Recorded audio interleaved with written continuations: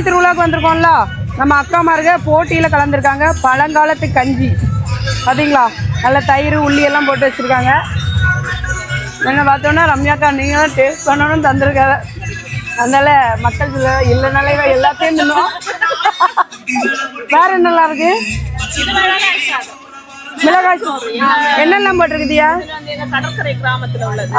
இதுல என்னன்னா மீன், கிழங்கு மாவு, கம்பு அரிசி சாதம், அதுக்கப்புறம் அதுல வந்து பூண்டு, மிளகாய், நல்ல மிளகு, நிறைய வெரைட்டி சேர்த்து கடற்கரை கிராமத்தில் உள்ள மிளகாய் சாதமும் சாப்பிட்டு பார்ப்போம். ஸ்பைசியா இருக்கும். ஃபர்ஸ்ட் ஒரு விருந்தினர் வந்திருக்கேன். இப்படி ஸ்பைசியை வந்து கொல்ல பார்க்கலாமா? எங்க ஏரியால சூப்பரா இருக்கு மக்களே, ட்ரை பண்ணி பாருங்க. இது என்னக்கா? சுடுகஞ்சி. சுடுகஞ்சி இப்போ குளிர்ந்து போச்சு. அடுத்து என்னது? அது ஏதோ வச்சுருந்தியல்ல.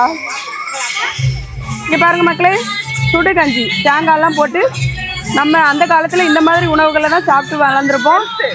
ஹெல்த்தானது கூட. தேங்காய் இது என்னன்னா என்னோட கருவாடும் சுடுகஞ்சியும். இந்த சாப்பாடில் உங்களுக்கு எந்த சாப்பாடு பிடிக்கும்னு மறக்காமல் கமெண்ட் சொல்லுங்க. இன்னொன்று பவுலில் வச்சுருந்தியெல்லாம் எள்ளுருண்டை. இது வந்து கருப்பு கவனி அரிசி லட்டு பாதியை கடிச்சு சாப்பிட்டுருக்காங்க. கம்பு பொங்கல் இதெல்லாம் பாரம்பரிய உணவுகள். இதெல்லாம் நீங்கள் சாப்பிட்ணுன்னா நம்ம குமரி திருவிழாவுக்கு வரணும். நாளைக்கு மட்டும்தான் இருக்குது. வந்து எல்லாத்தையும் என்ஜாய் பண்ணுங்கள்.